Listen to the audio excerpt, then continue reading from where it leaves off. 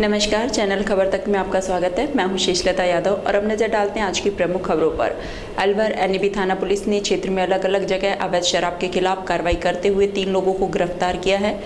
Police ने पकड़े गए तीनों आरोपियों के कब्जे से भारी मात्रा में शराब बरामद की है। थाने के सब इंस्पेक्टर धीरेन्द्र कुमार ने बताया कि पुलिस अधीक्षक द्वारा अवैध शराब के खिलाफ अभियान चलाया जा रहा है, जिसके तहत थाना क्षेत्र में अलग अलग जगह रात 8 बजे बाद अवैध रूप से शराब बेची जा रही थी। सूचना पर टीम का गठन किया और टीम ने अलग अलग जगह दबिश देकर आरोपी धनवीर सिंह, राजेश कुमार और दीपक जागा को गिरफ्तार किया है।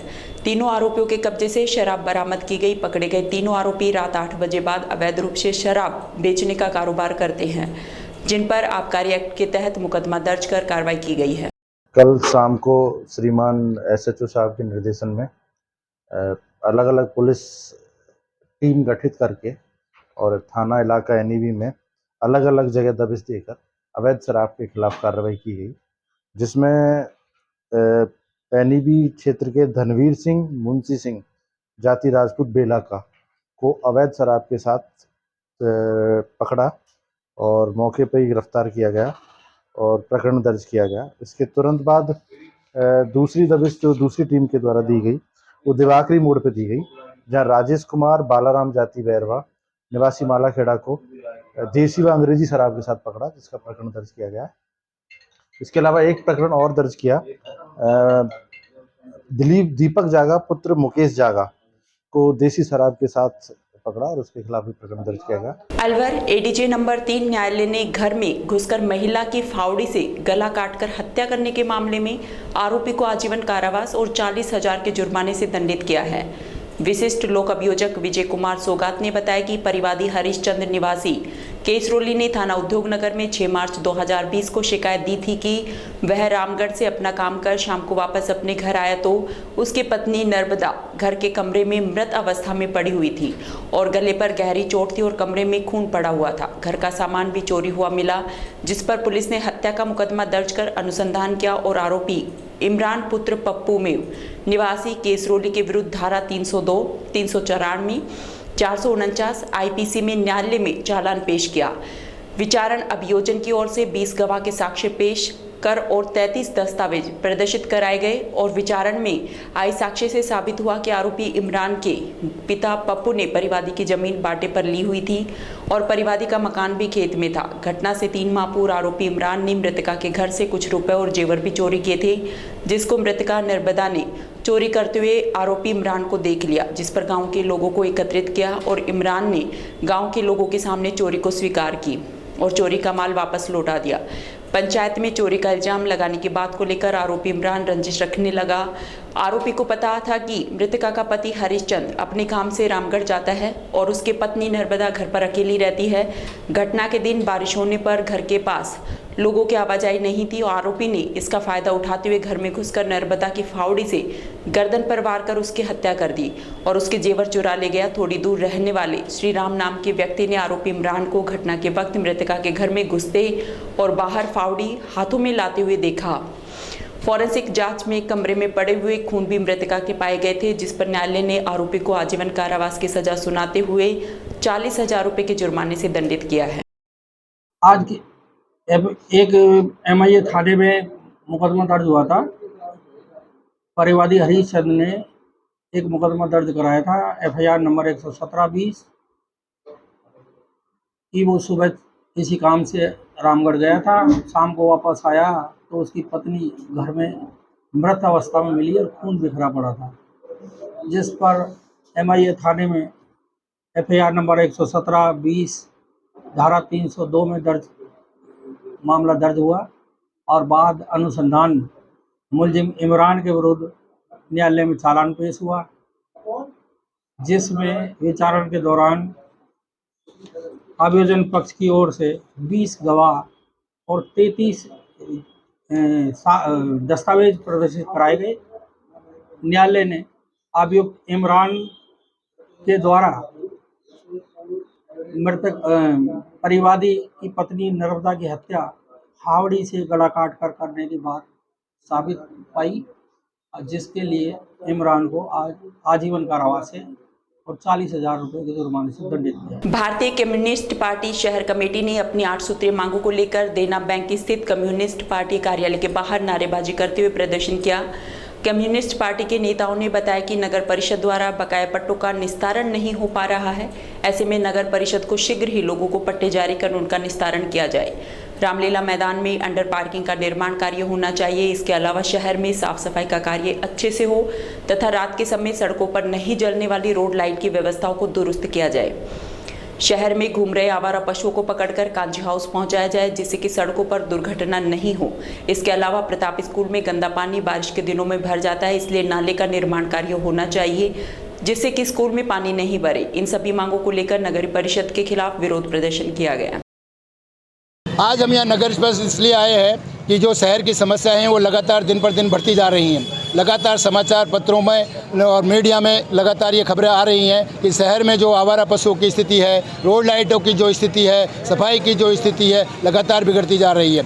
और पट्टों के मामलों में तो बिल्कुल ही ज़्यादातर हद हो गई है कि 1.5 साल 2-2 साल हो जाते हैं, आम जनता चक्कर काटती रहती है, उनका कोई जवाब नहीं दिया जाता है। कच्ची बस्ती में तो यहाँ तक कि एक भी पट्टा जारी नहीं किया है। लोग बागों से 15-15 हज़ार रुपये इन्होंने जमा करा लिए हैं और अभी तक पट्टा जारी नहीं किए गए हैं। इसी प्रकार से जो जनता कॉलोनी है, जनता कॉलोनी का भी जो पानी पूरे साल भर भरा रहता है, वहाँ नालियों की कोई व्यवस्था नहीं है, सीवरेज वहाँ पर नहीं है। ऐसी स्थिति में आम जनता को जो आने जाने की जो व्यवस्था हो रही है वो बहुत बिल्कुल नाजुक स्थिति में, एक तरह से नरक की स्थिति में वो रह रहे हैं। आज हम यहाँ प्रदर्शन करके उनको जो ज्ञापन भी हम सारी समस्याओं के ज्ञापन दे चुके हैं और उन ज्ञापनों पर किसी प्रकार की कोई कार्रवाई ये नहीं करते हैं, ना ही उनका कोई रिप्लाई देते हैं। प्रताप स्कूल जो गवर्नमेंट की स्कूल है उसमें भी गंदा पानी का नाला का पानी जो उसमें भरा हुआ है, कई सालों से भरा हुआ है। हम कलेक्टर के माध्यम से भी कई बार ज्ञापन दे चुके हैं, इनके पास चिट्ठियां कई कलेक्टर साहब की आ चुकी है, परंतु उस पर गंभीर नहीं है और पूरी बिल्डिंग वो खराब हो रही है। अगला कदम तो अभी हम इस आज के कदम को देखते हैं क्या उसके परिणाम आते हैं। परिणाम अगर नहीं आते हैं तो आगे का हमारा संघर्ष का रास्ता है, वो संघर्ष का रास्ता हम करेंगे। बहरोड विधायक बलजीत यादव ने स्वरूप विलास मैरिज गार्डन में एक बैठक का आयोजन किया। इस बैठक में डॉक्टर्स, नर्सेज एवं आशा सहयोगिनी और अध्यापक शामिल रहे। विधायक बलजीत यादव ने बहरोड का रिजल्ट 100% आने पर सभी अध्यापकों का धन्यवाद किया और मेहनतकश गरीब मजदूर के बच्चों को अच्छी शिक्षा देने और आगे भी इसी प्रकार से मेहनत करने की अपील की। इसी प्रकार से बहरोड को जिला अस्पताल बनाने के बाद जितने भी डॉक्टर हैं उनके अच्छे कार्य के लिए जनता का सहयोग करने के लिए धन्यवाद दिया और आगे भी इसी प्रकार से जनता की सेवा करने को प्रेरित किया। उन्होंने कहा कि गरीब मजदूर इलाज के लिए डॉक्टर के पास आता है तो भगवान स्वरूप डॉक्टर को दुआएं देकर जाता है, इसलिए आने वाले मरीज को अच्छे से इलाज देने के लिए डॉक्टरों से अपील की। कि हमारे अभी एजुकेशन में रिजल्ट सबसे बेहतर आया इस बार। राजस्थान में बहरोड नंबर 1 पे रहा है। 12th का 10th का जो बोर्ड का परिणाम आया वो सबसे अच्छा है। उसके लिए सभी हमारे जो शिक्षक हैं उनको मैंने थैंक्स बोला है कि आपने अच्छा काम किया, मेहनत का ईमानदार गरीब मजदूर किसान के बच्चों को अच्छी शिक्षा दी और आपके द्वारा दी गई अच्छी शिक्षा की बदौलत उन्होंने हमारे बहरोड का नाम रोशन किया और आगे भी इसी तरह से आप अच्छी शिक्षा दें जिससे कि उनका भविष्य उज्जवल हो। मेरे लायक जो भी कोई सुझाव हो, विधानसभा सत्र आ रहा है अभी 14 तारीख से, तो मैंने उनसे कहा कि जो मुझे सुझाव देने वो मुझे दीजिए ताकि मैं विधानसभा में रख सकूं, मैं सरकार को बता सकूं कि क्या आपको किस चीज़ की ज़रूरत है, कौन सी चीज़ अगर हमारे यहाँ पे हो उससे हम बेहतर हमारे यहाँ शिक्षा को कर सकते हैं। उसके लिए उनके सुझाव लिए। मेडिकल टीम है उनके बारे में बहुत अच्छी प्रशंसा है और हमने समीक्षा की जो हम काम कर रहे हैं उनकी, और क्या सुझाव हैं कैसे हम और बेहतर सुविधाएं जनता को दे सकते हैं स्वास्थ्य से रिलेटेड, उस बारे में हमारी चर्चा हुई। अलवर जिले के प्रभारी मंत्री डॉक्टर बीडी कल्ला की अध्यक्षता में मिनी सचिवालय सभागार में जिला स्तरीय अधिकारियों और 20 सूत्रीय कार्यक्रम की समीक्षा बैठक आयोजित हुई। प्रभारी मंत्री डॉक्टर कल्ला ने फ्लैगशिप योजनाओं की समीक्षा करते हुए अधिकारियों को निर्देशित किया कि राज्य सरकार की कल्याणकारी योजनाओं और विकास कार्यों का क्रियान्वयन प्रभावी रूप से करावें। उन्होंने कहा कि राज्य सरकार के आपसी समन्वय के साथ कार्य करते हुए कल्याणकारी योजनाओं का लाभ पात्र व्यक्तियों को मिले। उन्होंने सीएमएचओ को निर्देश दिए कि जिले में 100% चिरंजीवी योजना के कवरेज जिला प्रशासन के सहयोग के करावे जाएं। इसके लिए विशेष अभियान चलाया जाए। उन्होंने निर्देश दिए कि जिले के सरकारी चिकित्सालयों में उपकरणों एवं दवाओं की पुख्ता व्यवस्था रखें।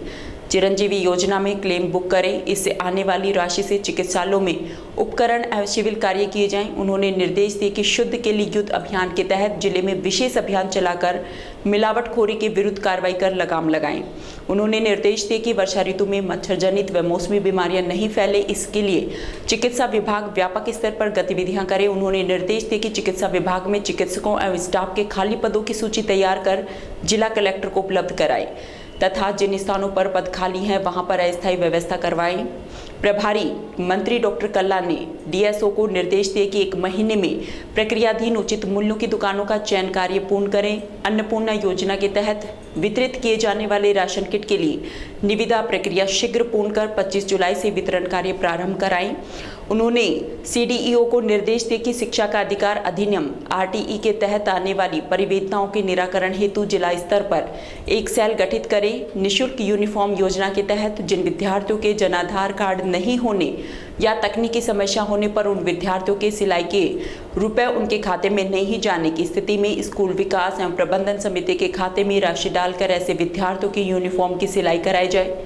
साथ ही उन्होंने विद्युत विभाग के अधीक्षण अभियंता को निर्देश दिए कि पेयजल हेतु विद्युत कनेक्शन सर्वोच्च प्राथमिकता से जारी करें। जले हुए विद्युत ट्रांसफार्मरों को निर्धारित समय सीमा में बदलवाएं। साथ ही विद्युत ट्रांसफार्मरों की आपूर्ति हेतु जयपुर डिस्कॉम को अपनी डिमांड तुरंत भिजवाई जाए। जलकुंभी और कुंभी सब बह के आ जाएगी। ये सिर्फ एक प्रोपेगंडा करने के लिए वहाँ पे गए हैं। कौन सी तो जलकुंभी निकाल दी। 4.5 करोड़ रुपए पिछली बार हमारी सरकार थी, तब हमने इसकी पूरी छटाई की थी। उस समय मैंने मेरे कोटे से 20 लाख रुपए और भंवर जितेंद्र सिंह जी ने अपने एमपी कोटे से 5 लाख रुपए देके वहाँ पे एक इस प्रकार निर्माण कराया था और इसको टनल जो जहाँ पे है, जहाँ पहले भरतपुर की तरफ ज़्यादा पानी जाता था, उसको अपनी तरफ नीचा कराया था। ये काम हमारे कार्यकाल में हुआ। उसके बाद 5 साल बीजेपी की सरकार रही, 1 पैसे का काम वहाँ पे नहीं हुआ। अब वापस हमारी सरकार आई है, हमने वहाँ से यहाँ तक की खुदाई के लिए 2 करोड़ से अधिक की राशि, इस बार भी मैंने 5 लाख रुपए मेरे कोटे से भी इसके अंदर दिए हैं। वो काम वहाँ से पूरी चैनल सफाई का हमारा हो रहा है। बारिश होने के बाद में पहली बारिश जब हुई है तो पानी जैसे उनके अंदर आया है। संभावना जताई जाए और आशा की जाए कि अगस्त के बाद शहरवासियों को पूर्ण रूप में पानी मिलना शुरू हो जाए। निश्चित तौर पर इसके बाद पानी की में काफ़ी सुधार होगा। पानी की व्यवस्था में अभी 15-20 ट्यूबवेल भी शहर के लगे हैं और लगातार चल रहे हैं। आज की तारीख में भी मशीन चल रही है। मैं ये कहना चाहूँगा, यहाँ पे भारतीय जनता पार्टी के लोग बार बार ये बात उठा के अपने जो उनका एक जनप्रतिनिधि होने का धर्म है वो न निभा के ये सारी चीज़ें हम लोगों पे डालते हैं। फिर भी मैं ये कहना चाहूँगा, हमारी सरकार होने के नाते हम ये काम कर रहे हैं। आज नगर परिषद इनकी है, आज विधायक इनका है, आज सांसद इनका है। ERCP का प्रोजेक्ट अटका हुआ है 13 जिलों का, जिसमें पूरा भविष्य है। आप अलवर शहर की बात कर रहे हैं, मैं कहना चाहूँगा पूरे अलवर जिले के अंदर पानी की भयंकर समस्या है। ERCP नहीं, मैं कोई नहीं रोक रहा, बोरिंग हो रही है, वो बताएं तो सही। देखिए झूठे बयान दे रहे हैं, निहायत ही असत्य बोल रहे हैं। वो बताएं कि यहाँ पे कितने बोरिंग हमने रुकवाए हैं और उनके कोटे से उन्होंने कितने सैंक्शन कराए हैं, कितने विधायक कोष से और कितने सांसद कोष से यहाँ बोरिंग इन्होंने कराए। दूसरी बात, अभी जो सांसद महोदय बड़े बड़े अखबारों के अंदर भी दे रहे थे कि हमने ये स्कीम इतनी करा दी और जिसमें अलवर शहर और अलवर ग्रामीण और राजगढ़ और रामगढ़ ये पूरा इलाका उन्होंने छोड़ दिया। और जो एरिया कराया उसमें भी 60% पैसा राजस्थान सरकार देगी, 40% पैसा भारत सरकार देगी और खुद श्रेय लेने की उसके अंदर होड़ कर रहे हैं। जबकि ये बता दें कि आज तक इन्होंने पानी के लिए किया क्या है। 25 के 25 सांसद जीत के गए हैं, चुप बैठे हैं। ERCP के लिए क्यों नहीं बोलते? आप तो उस पर बता दें कि उन्होंने नहीं, मैं पानी की जो योजना लाए हैं वो 72 करोड़ की जालुकी से सीधे रामगढ़, गोविंदगढ़, रामगढ़ और किशनगढ़ और मुंडावर सीधे भैरों शहर छोड़ दिया। उस पर आप क्या कहना, क्या है आपका? नहीं, सांसद पूरे 8 विधानसभाओं के सांसद हैं, न कि किसी पर्टिकुलर क्षेत्र विशेष के। उनको पूरे ज़िले के लिए काम करना चाहिए। पूरे ज़िले के अंदर आज हमें ज़रूरत है ERCP की, और ये भी एक दिखावा ही वो कर रहे हैं। ये धरातल पे नहीं आएगी योजना इनकी, ये सिर्फ झूठ बोलते हैं और जनता को गुमराह करते हैं। मैं पूछना चाहता हूँ, कितना पैसा MP लेड से, कितना पैसा MLA लेड से, कितना पैसा भारत सरकार ने ERCP के लिए अलवर की जनता के लिए, अलवर शहर की जनता के लिए दिया है? आप बता दीजिए। काम कौन सा किया इन लोगों ने? आज ज़िले बनाए, सरकार बना रही है, हमने तहसील बनाई है, हमने कॉलेज खुलवाए हैं, हमने हाईवे बनाए हैं, आज कोई लेना देना ही नहीं। आज जो विकास भवन जितेंद्र सिंह जी लेके आए थे, सबको दिखता था कि अलवर के अंदर काम हो रहा है, आज क्यों नहीं दिख रहा है? आज जितनी भी योजनाएं चल रही हैं, आज हम महंगाई राहत कैंप लगा रहे हैं, लोगों को मदद दे रहे हैं, 500 में सिलेंडर दे रहे हैं, उनको 1000 रुपये पेंशन दे रहे हैं, पालन आहार का लाभ दे रहे हैं, ऐसी योजनाएं हम दे रहे हैं, उनसे इनको जलन हो रही है, कह रहे रेवड़ी बांट रहे हैं।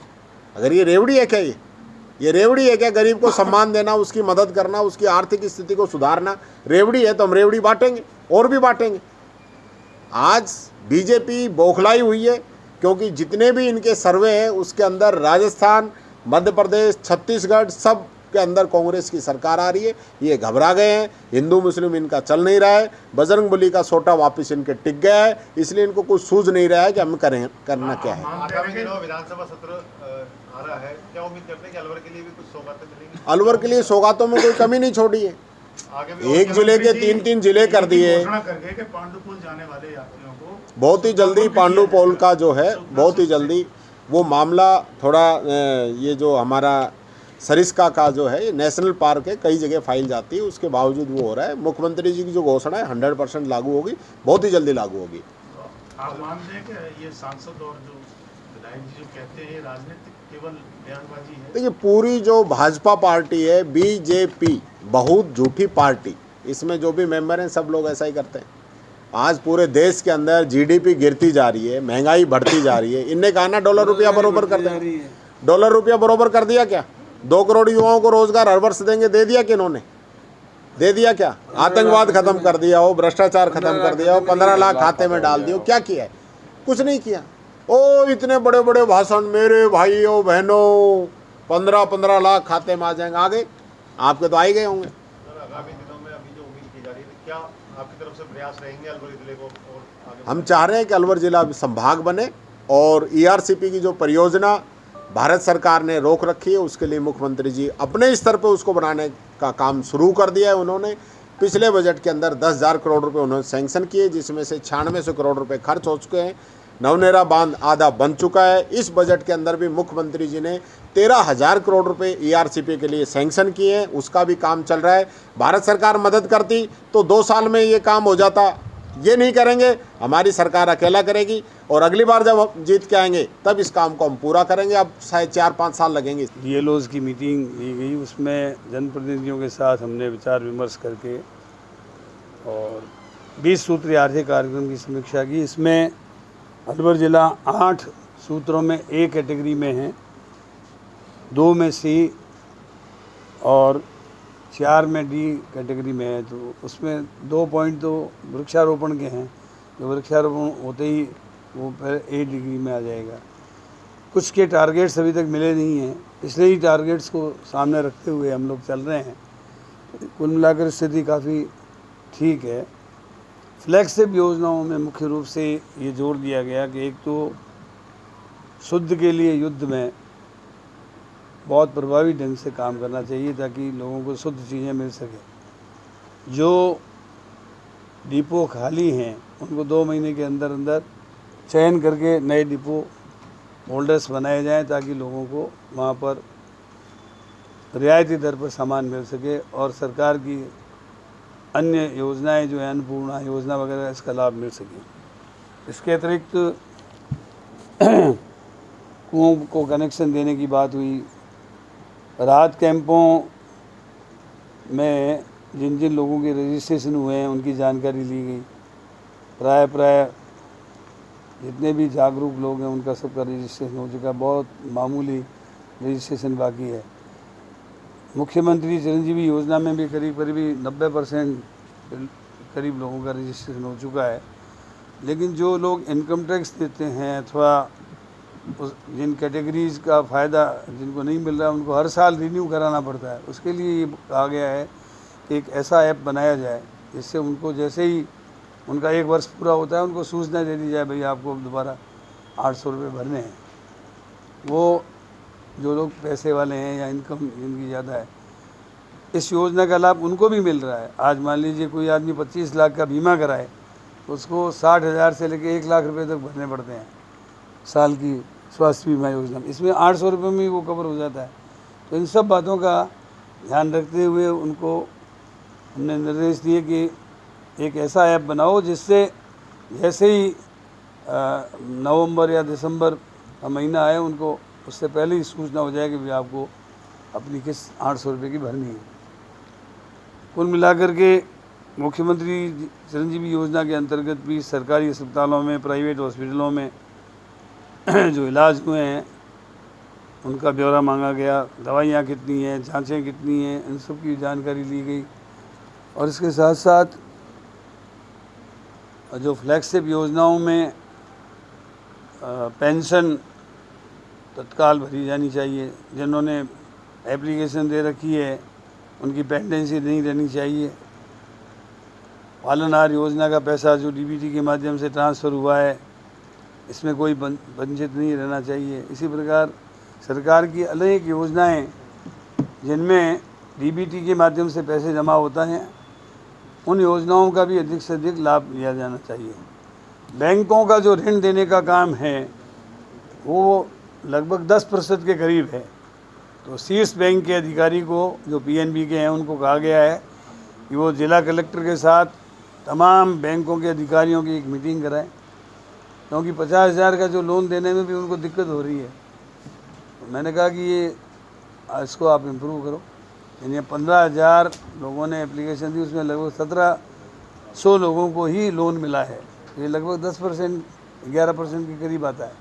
मेन समस्या का मतलब निदान क्या निकला है? रंगाई रात कैंप लगे, कितने प्रतिशत लोगों को फायदा पहुंचा? पहली बात। दूसरी बात, कितने लोग अभी बाकी हैं? लगभग 90% से ऊपर लोग कवर हो चुके हैं और अभी स्थायी कैंप और लगे हुए हैं, उनमें काफ़ी लोग और कवर हो जाएंगे। बिजली बिलों को लेके लोगों में भ्रमसा है, क्योंकि सर्किल जो चालू हुआ वो 12 तारीख से चालू है, उनके लिए क्या है? उन मामलों को एससी लेवल पर सल्टा दिया जाएगा। 100 यूनिट जिन्होंने रजिस्ट्रेशन करवा लिया है बिजली उसको फ्री है, 200 यूनिट तक फ्यूल चार्ज नहीं लगेगा और 100 यूनिट बिजली उनकी फ्री है ही है। इनका व्यापक निर्देश दे दिया गया है और उसके अनुसार कार्रवाई की जाएगी। अलवर नगर परिषद द्वारा गुरुवार देर रात अतिक्रमण हटाने की कार्रवाई के बाद शुक्रवार को व्यापारियों और नगर परिषद प्रशासन के बीच हुई वार्ता में धार्मिक भावनाओं से जोड़ते हुए व्यापारियों को किसी तरह की वसूली नहीं करने को लेकर आयुक्त ने हिदायत दे डाली। उन्होंने सीधे शब्दों में कहा कि जो व्यापारी दुकानों के बाहर जगह किराए पर देकर दुकानें लगवाने के पैसे लेते हैं वह बिल्कुल गलत कर रहे हैं। उन्हें कसम है गोवर्धन महाराज की अगर वह आगे से ऐसा करें, क्योंकि उनके द्वारा गरीबों से लिया जाने वाला पैसा उनके लिए हितकारी नहीं होगा। रात भर चली नगर परिषद की अतिक्रमण की कार्रवाई से व्यापारियों में रोष भर गया और उन्होंने प्रशासन से स्वयं अतिक्रमण हटाने को लेकर समय मांगा, जिस पर प्रशासन ने उन्हें समय दिया और मानसून आने से पूर्व नालों की सफाई हो सके, इसलिए उन्हें जल्द से जल्द स्वयं अतिक्रमण हटाने की अपील की। वार्ता में व्यापार संगठनों के पदाधिकारी, नगर परिषद आयुक्त मनीष फौजदार सहित नगर परिषद सभापति घनश्याम गुर्जर और कर्मचारी मौजूद रहे। गौरतलब है कि नगर परिषद द्वारा शहर के हॉप सर्कस, चूड़ी मार्केट, घंटाघर सहित तंग गलियों में हो रहे अस्थायी अतिक्रमण को हटाने के लिए नगर परिषद ने 20 दिन पूर्व व्यापारियों को कहा था, जिस पर व्यापारियों द्वारा किसी तरह की कोई प्रतिक्रिया नहीं आने के बाद गुरुवार रात नगर परिषद के कर्मचारी मुख्य बाजारों में पहुंचे और जेसीबी की मदद से अतिक्रमण हटाने की कार्रवाई शुरू की गई।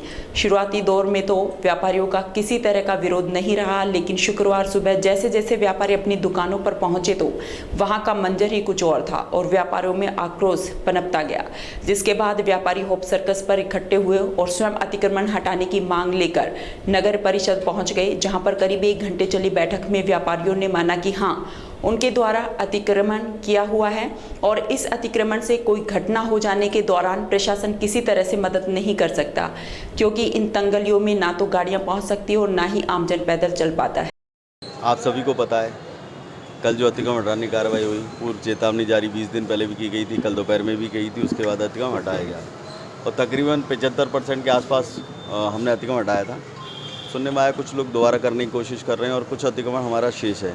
व्यापारी द्वारा समय चाहा गया था और इसमें 2 संगठन बने हुए हैं। पूर्व में तकरीबन 11 बजे मेरे आवास पे आकर कुछ व्यापारियों ने मुलाकात की थी दूसरे संगठन ने, उनकी भी कुछ डिमांड्स है, जेन्युइन डिमांड्स हैं और उसके संदर्भ में भी चर्चा की जाएगी। एक दूसरा गुट जो है ये हमारे व्यापारियों का आया है और अभी इनसे चर्चा हुई है निश्चित रूप से हम व्यापारियों के साथ हैं, आम नागरिकों के साथ हैं। हमें नागरिकों की समस्याओं को देखनी पड़ेगी। शहर में जो अतिक्रमण बढ़ रहा है इसकी वजह से और विभिन्न प्रकार के आग लगने के खतरे, दुर्घटनाओं के खतरे बढ़ रहे हैं, उसको देखते हुए और माननीय न्यायालय के निर्देश भी हैं। ऐसी स्थितियों में निश्चित रूप से हमें कुछ कठोर कदम उठाने पड़ते हैं। हम किसी व्यापारी के खिलाफ नहीं है, व्यवसाय के खिलाफ नहीं है, सिर्फ अतिक्रमण और दुर्घटनाओं के खिलाफ है। जब किसी प्रकार की दुर्घटनाएं होती हैं तो जब प्रशासन को कोसा जाता है, चाहे मीडिया हो, चाहे जनप्रतिनिधि हो, चाहे व्यापारी हो, जनता हो, सब ये कहते हैं कि साहब परिषद द्वारा, नगर निगम द्वारा या स्थानीय प्रशासन द्वारा कोई कार्रवाई नहीं की गई। ऐसी दुर्घटनाओं से, ऐसी अव्यवस्थाओं से बचने के लिए हम ये कार्रवाइयाँ करते हैं। कोई इसमें हम लोगों का निजी एजेंडा होता नहीं है। तो यही हमसे इनको कहा है, इन्होंने समय मांगा है, हमने कहा है कि आप खुद ही हटा लें, हमारी ज़रूरत ही नहीं पड़े। प्रशासन की तो ज़रूरत ही नहीं पड़नी चाहिए और यही निवेदन किया है इनसे। दूसरा, कुछ बड़े व्यापारी हैं, कुछ उन्होंने बेचारे उन लोगों ने माना है कि साहब हम लोग ही खुद गलती पर हैं और वो खुद गलती सुधारना चाहते हैं। बहुत अच्छी बात है, खुले दिल से इनका स्वागत करता हूँ। अधिकतर व्यापारियों ने अपनी गलती मानी है कि सब अतिक्रमण हम लोग ही करते हैं और हम लोगों को हटाना चाहिए। अतिक्रमण को लेकर, हटाने को लेकर सीधा सा सवाल है, आपने कितना तो समय दिया है। दूसरा, और जो व्यापारियों ने शहर से स्वीकार किया है कि हाँ अतिक्रमण है, उस पर क्या कहेंगे? उन्होंने मेरे से कहा है कि साहब हमें समय दिया जाए, तो मैंने कहा ठीक है। व्यापारियों के हम लोग खिलाफ थोड़ी हैं, वो भी स्थानीय नागरिक हैं, जनता का ध्यान रखते हैं, सारी चीज़ें हैं, तो वही व्यापार करते हैं, उनकी सुविधाओं का हम भी ध्यान रखेंगे। शुक्रवार के बाद आपकी कार्रवाई जारी रहेगी बाजार में? नहीं, व्यापारियों द्वारा तो मुझे ये अवगत कराया गया है कि हम खुद अतिक्रमण हटाएंगे और हटा के आपको मीटिंग करेंगे और बताएंगे, और फिर अगर किसी प्रकार का कोई अतिक्रमण मिलता है तो आप लोग हटाने के लिए स्वतंत्र हैं। सर, पूर्व में भी नगर परिषद द्वारा 2 बार यहाँ बड़े अतिक्रमण, बड़े स्तर पर कार्रवाई की गई थी, उसके बाद भी स्थिति जस की तस नजर आई। आज इसी मीटिंग में मैंने कहा कि पूर्व में जब अतिक्रमण हटाए गए और जब अतिक्रमण हटाए गए तो मीटिंग्स हुई। मीटिंग्स के दौरान व्यापारिक संगठनों द्वारा ये विश्वास दिलाया गया, वचन दिया गया कि साहब पुनः अतिक्रमण नहीं होगा। इस बारे में मैंने व्यापारिक संगठनों को भी बताया कि देखिए आपने पूर्व में वचन दिए गए, आपके द्वारा वचन नहीं निभाया गया, इस वजह से परिषद प्रशासन को वहाँ पहुँचना पड़ता है, फिर आप लोगों को परेशानियाँ और दुख होता है। तो इन अव्यवस्थाओं और इन दुख से बचने के लिए कि उपाय है कि आप दोबारा अतिक्रमण नहीं करें। अच्छा, इंक्रोचमेंट के नाम पे नया व्यवसाय रहते हैं, पट्टा लगाते हैं, पटरे वहाँ पर, उसका भी पैसा लेते हैं, उसको लेकर कोई इस तरह का इफेक्ट जिससे काम ना हो? निश्चित रूप से कुछ व्यापारियों द्वारा, मीडिया पर्सन्स द्वारा, आम जनता द्वारा मुझे अवगत कराया गया है कि कुछ मात्रा में, सभी नहीं है, कुछ बहुत ही थोड़ी मात्रा में ऐसे लोग हैं जो अपनी दुकानों के सामने रेडी पटरी वगैरह लगवाते हैं और उससे पैसा वसूलते हैं। और अगर इस तरीके की कोई पर्टिकुलर सूचना मिलती है और कोई आकर हमें बताता है तो निश्चित रूप से उस व्यापारी के विरुद्ध भी हम लोग जो एग्जिस्टिंग कानून है उनमें कार्रवाई करेंगे। कल जो अतिक्रमण की कार्रवाई हुई है उसको लेकर आज शहर के सभी व्यापारी मेरे यहाँ चैम्बर में आए। उन्होंने जो अपनी बातें कही वो आयुक्त नगर परिषद को यहाँ बुलाकर उनकी जो बातें थी उनको रखा कि भाई अलवर शहर में जो अतिक्रमण हटाया गया है, वो जो अतिक्रमण आम जन को जो परेशानी कर रहा है, उस अतिक्रमण को हटाने के लिए हमारे कुछ व्यापारियों ने कहा कि जो अतिक्रमण गलत तरीके से हो रहा है उसको हटा दिया जाए, और जो अतिक्रमण नहीं है कि जैसे कोई ग्राहक है उसकी आने जाने के लिए उसकी छाया हो रही है, ये हो रही है, उसको रखा जाए। ये बातें व्यापारियों ने बताया है कि अगर कोई ऐसा लग रहा है कि वो कोई साफ़ सफाई में परेशानी आ रही है या किसी को चलने में कोई परेशानी आ रही है, उस क्या सहमति अभी बनी है और आगे अब क्या प्रोसेस है? सहमति का ये हुआ है कि अभी व्यापारियों से जो वार्ता हुई है, वो कमिश्नर साहब भी यहाँ मौजूद थे, मैं भी था, तो उसमें ये हुआ है कि भाई हम 7 दिन में जो ऐसा अतिक्रमण होगा जिससे आम जन को परेशानी होगी उसको हटा दिया जाएगा। और अगर फिर भी कोई व्यापारी अगर नहीं मानता है तो ये उन्होंने भी अपनी तरफ से खुली छूट दी है कि भाई अगर कोई व्यापारी गलत तरीके से अगर अतिक्रमण करता है तो उसके खिलाफ कार्रवाई करें, लेकिन जहाँ लगता है कि भाई अतिक्रमण नहीं है और उसको हटाया जाए वो गलत है। मुख्य उद्देश्य क्या था इस अतिक्रमण को इस बरसात के मौसम में हटाने का और क्या उसके आगे फायदे होंगे? देखो, अतिक्रमण हटाने का एक ये है कि जहाँ कहीं भी पानी जो रुक रहा है नालियों में या नाड़ में, उसमें जो व्यक्ति ने अतिक्रमण किया हुआ है उन अतिक्रमणों को हटाने का मुख्य उद्देश्य ये है। और जो होप सर्कस के जो आसपास का जो क्षेत्र है, जिसमें कि पहले माननीय न्यायालय के द्वारा भी एक लेटर आया हुआ है कि भाई आप उनके अतिक्रमणों को हटाएं, उसको लेकर भी जो कार्रवाई की गई है कि भाई आमजन को किसी भी तरह की परेशानी नहीं हो, उस परेशानी को देखते हुए अतिक्रमण को हटाने की जो कार्रवाई की, उसको लेकर जो व्यापारियों ने भी जो अपनी बात रखी, उनकी बात को भी सुना गया है। जो ऐसा लगेगा कि कहीं भी अगर गलत तरीके से हट रहा है उसको रोका जाएगा, और जहाँ लगता है कि आमजन को परेशानी है उस अतिक्रमण को हटाने के लिए उन्होंने भी सहमति दी है।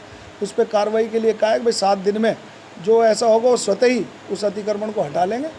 अगर नहीं हटाएंगे तो उन्होंने भी कहा है कि भाई नगर परिषद इसकी छूट है। कमिश्नर साहब से आज बहुत सौद्र तरीके से शांति प्रिय चेयरमैन साहब के रूम में बैठ कर के मीटिंग हुई है, और वो शांति प्रिय बात व्यापारी ने भी रखी है, और कमिश्नर साहब ने भी अपनी बात रखी है। तो हाईकोर्ट के आदेश है, उनका भी अधिकार बनता है कहीं अतिक्रमण हो रहा है तो वो हटाना। और हम व्यापारी ने एक विश्वास दिलाया है कि 7 दिन के हमको समय दीजिए, 7 दिन में हम पूरे मार्केट वाइज बैठ कर के एक समय पर कभी वो घटना घटे तो वो रास्ता दिया जाए, आम जनता आराम से निकल सके, सारा हिसाब बना करके और पूरी रूपरेखा बना करके। बड़े स्तर पर उसके बाद दोबारा आते 10 की 10 है, और पूरे इस मामले को लेकर आज एक बड़ी बात देखने को मिली कि जो पैसा वसूला जाता है तख्तों के नाम पर, उसमें आज आयुक्त महोदय ने गवर्नर जो आपको कसमें दिवाई, क्या मानते हैं उसको कि क्या नया तरीका अपनाया, क्या कहा? देखो जी, इस मामले में कमिश्नर साहब ने बहुत अच्छा कहा है। जो शहर के अंदर चूड़ी मार्केट में एक गरीब व्यापारी अपना व्यापार कर रहा है, अपने बच्चे पाल रहा है, और वो तख्त के पैसे ले रहा है, तो बहुत गलत है। क्या कहा था उन्होंने? इन्होंने कहा था गोवर्धन जी महाराज जी की कसम है, और उनके एक बच्चों के से उनके खुद के ब्लड में से खून निकलेगा, लैट्रिन द्वारा खून निकलेगा, इससे बुरी बात नहीं हो सकती।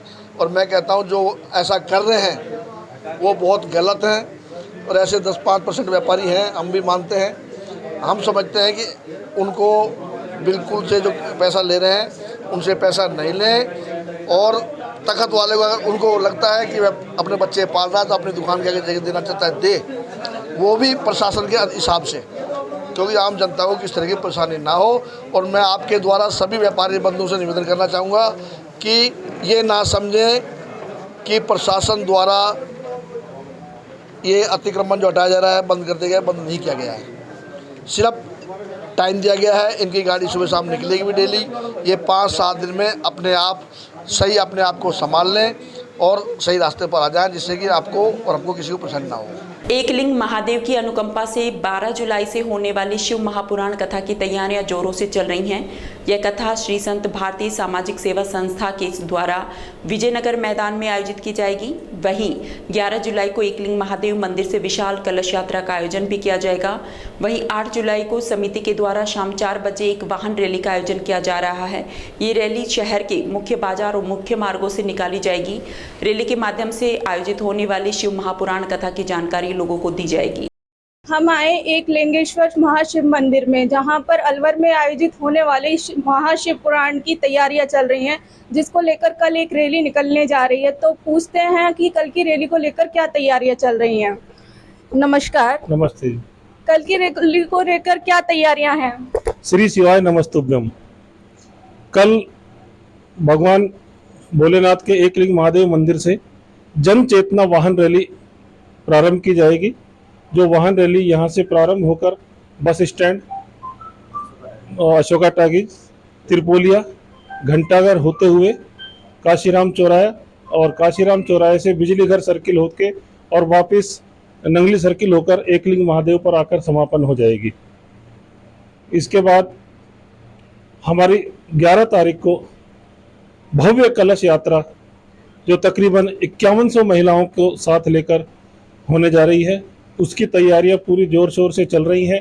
सारे कलश हमारे पास आ चुके हैं। कलश पर जो भी हमें प्रतीक चिन्ह लगाने हैं वो लग चुके हैं, कुछ लग रहे हैं, नारियल आ गए हैं। सारा काम प्रगति पर है। महिलाओं को साड़ियां वितरित की जा चुकी हैं और सब महिलाओं में पूरे शहर में पूरा जोश है इस कथा को लेकर, इस कलश यात्रा को लेकर।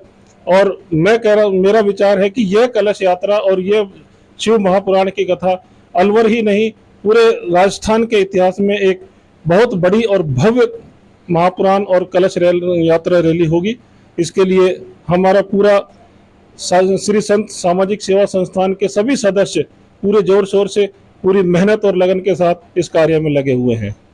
जो कल रैली निकलने वाली है उसका क्या उद्देश्य है और उस रैली को लेकर क्या क्या तैयारियां हो चुकी हैं और क्या क्या बाकी रह गई हैं? कल जो रैली निकल रही है उसका उद्देश्य है शहर में लोगों को में जन चेतना जागृत करना है कि शिव महापुराण हो रही है, उसके बारे में सभी को जानकारी हो और सब उसके लिए अपनी अपनी तैयारी करें। सबके पास दूर दूर से अलग अलग स्थानों से रिश्तेदार मेहमान आएंगे शहर में और वो सब उनके लिए तैयारियां करेंगे। और हमारी इस रैली को लेकर पूरी तैयारी हो चुकी है। वाहन रैली होगी जिसमें दुपहिया और चौपहिया वाहन होंगे, वाहनों पर झंडियां लगी हुई होंगी और रैली की तैयारी पूरी करीब करीब हो चुकी है। कल होने वाली रैली से कितने लोग जुड़े हुए हैं? पूरा संत भारतीय सामाजिक सेवा संस्थान के जो सभी सदस्य हैं, मेंबर्स हैं और जो इसके साथ लगे हुए अनेक संस्थाएं हैं, वो सारी संस्थाएं इसमें साथ रहेंगी और शहर के गणमान्य प्रबुद्ध नागरिक भी इसमें साथ रहेंगे।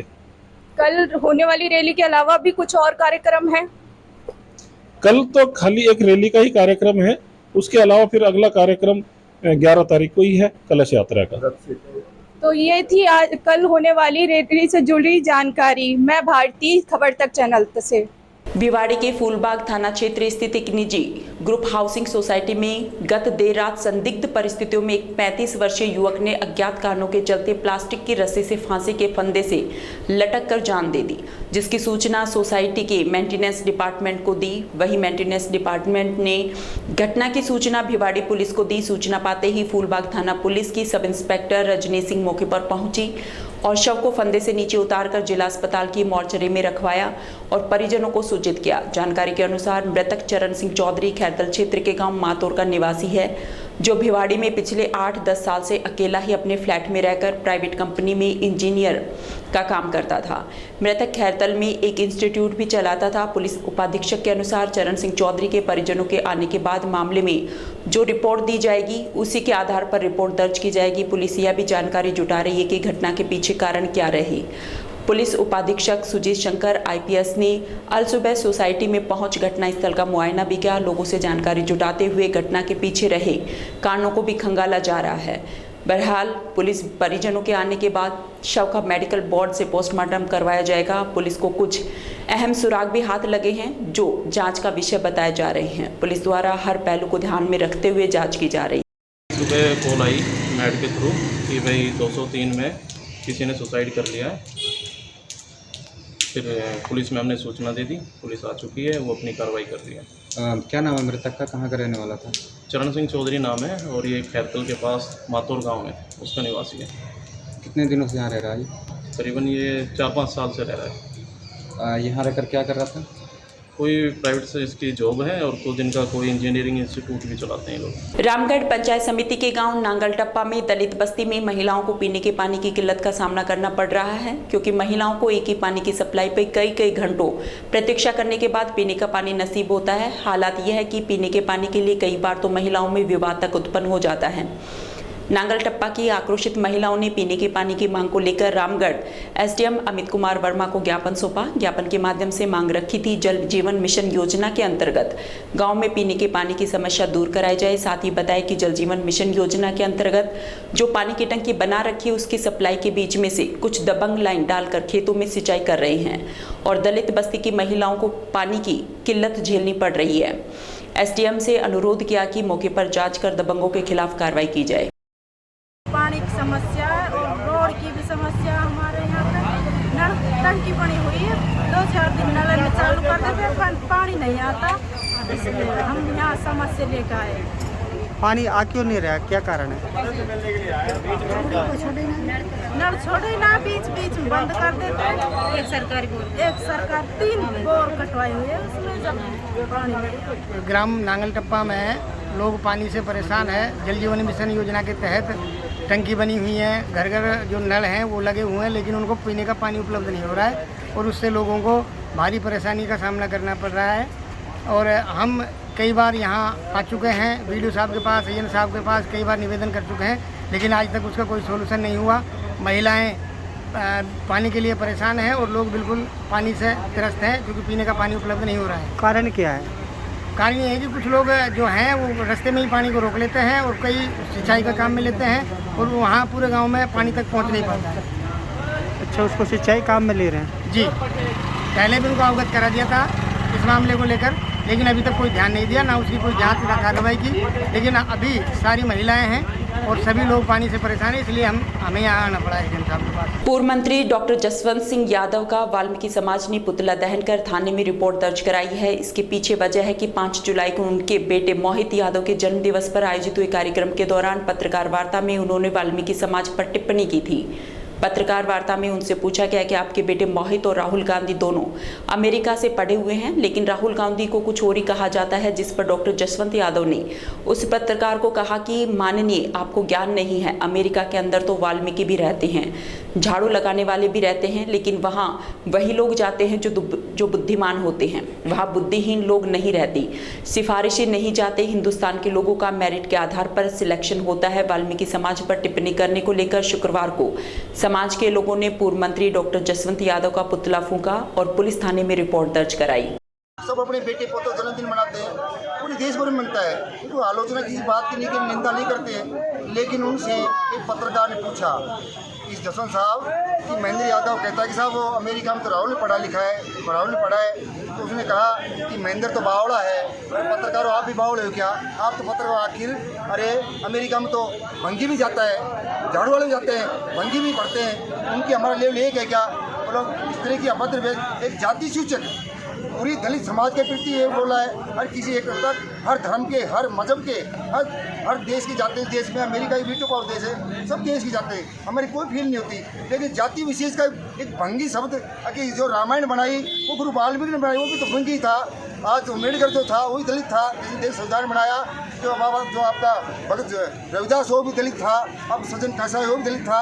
क्या दलितों को पढ़े लिखे वो कोई संवैधानिक नहीं हुए क्या? सब तरह के लोग हुए। क्या आप इनके समाज में तो गरीब अमीरी नहीं है? इस तरह की भाषा का प्रयोग करना निंदनीय है। इनको बख्शा नहीं जाए किसी कीमत में, या समाज में आके माफी मांगे। इनको या तो जिले लेवल पे होगी, प्रदेश लेवल पे होगी, भारी आंदोलन होगा। देखो, ना तो महेंद्र यादव को ज्ञान, और माफ़ करो आपने क्वेश्चन पूछा, आपको भी ज्ञान होना चाहिए। उसने अपनी प्रोफाइल पे लिखा हुआ है अमेरिका में तो भंगी भी रहे, झाड़ू लगाने वाले भी रहते हैं, इंटेलिजेंट लोग जाते हैं वहाँ, सिफारिशी नहीं जाते। महेंद्र जैसे कि नॉलेज में ही नहीं वो चीज़। वो पढ़ा है university of Chicago booth school से, वो पढ़ा है हार्वर्ड से, जहाँ हिंदुस्तान के गिने चुने बच्चों का अपने मेरिट के आधार पर ही सिलेक्शन होता है। उनको लोग इंटेलेक्चुअल और बुद्धिमान कहते हैं। ये है डॉक्टर जसवंत क्या हर चीज़ को पुत्र मुँह से क्यों जोड़ते? कतई कहा था कि डॉक्टर ने संन्यास ले लिया, उस बात पे कायम हूँ। पर तब बलजीत ने मोहित को मारने की योजना नहीं बनाई थी, इसलिए बलजीत को निपटाने के लिए मेरा कोई भी मैंने संन्यास लिया, मैं नहीं तोड़ दिया। कर लो कोई क्या करो। ये कौन सा मैंने सब मेरे साथ है, ये हमने देख लिए। इसलिए महेंद्र क्या कहे, बलवान क्या कहे, ये सब बलजीत की बी टीम है। कस्बे के राजकीय बालिका उच्च माध्यमिक विद्यालय आनंद नगर कॉलोनी खैरतल में भामाशाह अशोक कुमार खंडेलवाल ने शुक्रवार को 421 बालिकाओं के लिए school bag, water bottle, register, pencil, रबड़, शॉर्पनर, फुटा आदि दिए। मां सरस्वती के समक्ष दीप प्रज्वलित कर कार्यक्रम का शुभारंभ किया गया। स्कूल स्टाफ की ओर से सभी अतिथियों का माला व साफा बांधकर भव्य स्वागत किया गया। कार्यक्रम में ब्रजनंदन अवस्थी, पूर्व जिला शिक्षा अधिकारी महावीर चौधरी, सेवा नियुक्त मंडल शिक्षा अधिकारी डॉक्टर नितिन शर्मा, चिकित्सा अधिकारी प्रमोद चौधरी, वरिष्ठ अध्यापक सचिव स्कूल प्रबंधक सौरभ खंडेलवाल, अनिल खंडेलवाल, दिनेश खंडेलवाल, सरवन शर्मा, बबलू खंडेलवाल आदि लोग मौजूद रहे। खैरतल कस्बे में मातो रोड पर स्थित Manappuram gold loan finance company पर लोगों ने ताला लगाकर प्रदर्शन किया। प्राप्त जानकारी के अनुसार कंपनी में कार्य करने वाले कर्मचारी की करीब 6 माह पूर्व सड़क हादसे में ड्यूटी के दौरान मौत हो गई थी। मृतक अपने माता पिता की इकलौती संतान थी, जिसके बाद कंपनी के स्टाफ ने नियमानुसार मुआवजा देने का आश्वासन दिया। गुरुवार को कंपनी के कार्यालय पर पहुंचे मृतक के परिजनों ने बताया कि वो निकटवर्ती सालखर गांव के रहने वाले हैं। उनके इकलौते पुत्र की मणपुरम गोल्ड लोन फाइनेंस में ड्यूटी करते समय सड़क हादसे में मौत हो गई। जिसके बाद कंपनी स्टाफ ने मुआवजे की बात कही, जिसके लिए कंपनी द्वारा मांगे गए सभी दस्तावेज भी कंपनी प्रबंधन को उपलब्ध करा दिए गए। बावजूद इसके कोई कार्रवाई नहीं की गई। गुरुवार को परिजनों द्वारा तालाबंदी करने पर कंपनी स्टाफ ने 15 दिन का लिखित आश्वासन परिजनों को दिया, जिसके बाद बैंक का ताला खोला गया। रामगढ़ कस्बे के गली मोहल्लों में लगे कूड़े के ढेर ये बखान कर रहे हैं कि नहीं चाहिए ऐसी नगरपालिका जो सफाई व्यवस्था के नाम पर बिल्कुल फेल हो चुकी है। दरअसल रामगढ़ कस्बे में नगरपालिका के द्वारा 20 दिनों से सफाई कार्य बंद कर कस्बे को नर्क बना दिया, जिसके कारण गली मोहल्लों में कूड़े के ढेर के पहाड़ बनते जा रहे हैं, जिनमें से गंदी बदबू आ रही है। कस्बे में बारिश के गंदे पानी का निकास का कोई विकल्प नहीं है। गली मोहल्लों में पानी लबालब भर जाता है। इसी से आक्रोशित कस्बे वासियों ने भाजपा नेता देवेंद्र दत्ता के नेतृत्व में मुख्यमंत्री के नाम एसडीएम अमित कुमार वर्मा को ज्ञापन सौंपा। देवेंद्र दत्ता ने बताया कि कांग्रेस सरकार के राज्य में विधायक की अनुशंसा पर नगरपालिका तो बना दी, लेकिन यह नगरपालिका नहीं नरक पालिका बना दी, क्योंकि कस्बे में लगे कूड़े के ढेर ये बखान कर रहे हैं कि यह नगरपालिका नर्क पालिका है, क्योंकि हालात यह है कि कस्बे में जगह जगह कूड़े के ढेर लगे हुए हैं, ना ही गंदे पानी के निकास का कोई समाधान है। इसी को लेकर एसडीएम को ज्ञापन सौंपा है। यदि उसके पश्चात भी सफाई व्यवस्था पर ध्यान नहीं दिया गया तो कस्बेवासी सभी सरकारी दफ्तरों के ताला लगाकर एसडीएम ऑफिस के बाहर बैठकर आंदोलन करेंगे, जिसके जिम्मेदार प्रशासन होगा। कांग्रेस सरकार ने ग्राम पंचायत को नगर पालिका बना दिया कि इसमें सुविधा होगी। अब नगर पालिका की लगातार हम सुविधाएं देख रहे हैं, ना तो सफाई व्यवस्था है, ना कोई क्षेत्रवासियों को पानी मिल पा रहा है, कोई भी काम नहीं हो रहा। अब बरसात का मौसम है, हर जगह कूड़े के ढेर लगे हुए हैं, बीमारी फैलने की आशंका है।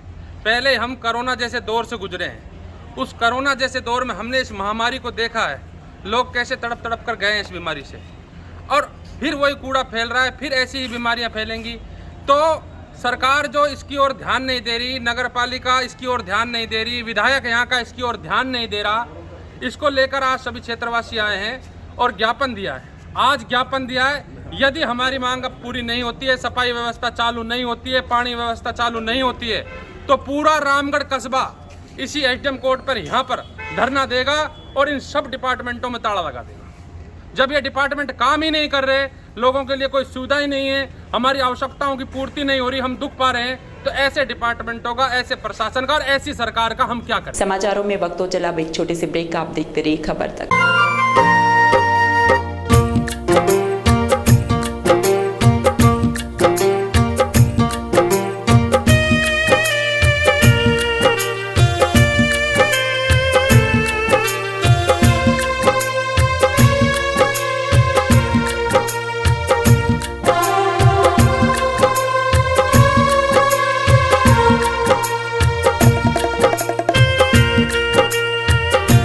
ब्रेक के बाद आपका फिर से स्वागत और अब चलते हैं खबरों की ओर। बानसूर के गांव रामपुर में बघेरे के मूवमेंट से दहशत का माहौल बना हुआ है। बीती रात्रि को बघेरे ने बकरी पालक की 2 बकरियों पर हमला कर उन्हें मार डाला। गरीब बकरी पालक की 2 बकरियां मरने से उसका पूरा परिवार सदमे में है। रामपुर सरपंच तथा वन विभाग की टीम ने पीड़ित परिवार के घर पहुंचकर घटना की जानकारी ली। आबादी क्षेत्र में जंगली जानवरों के प्रवेश से ग्रामीणों में दहशत का माहौल बना हुआ है। इसके पहले भी कई बार पालतू मवेशियों पर जंगली जानवरों द्वारा हमले की घटनाएं सामने आ चुकी हैं। बानसूर कस्बे में शुक्रवार को नागपंचमी का पर्व बड़े हर्षोल्लास के साथ मनाया गया। कस्बे के प्राचीन नागपंचमी मंदिर पर महिलाएं 16 श्रृंगार कर मंदिर पहुंची और नाग देवता की पूजा अर्चना की। साथ ही परिवार की सुख समृद्धि की कामना की। महिलाओं ने एक दिन पहले बने भोजन का नाग देवता मंदिर में भोग लगाकर कैर के पेड़ में चने चढ़ाकर परिवार की खुशहाली के लिए कहानियां सुनती हैं, जिसमें बताया गया है कि महिलाओं के पीहर पक्ष और ससुराल पक्ष की सुख समृद्धि तथा दीर्घायु की पूजा अर्चना कर मन्नत मांगती हैं।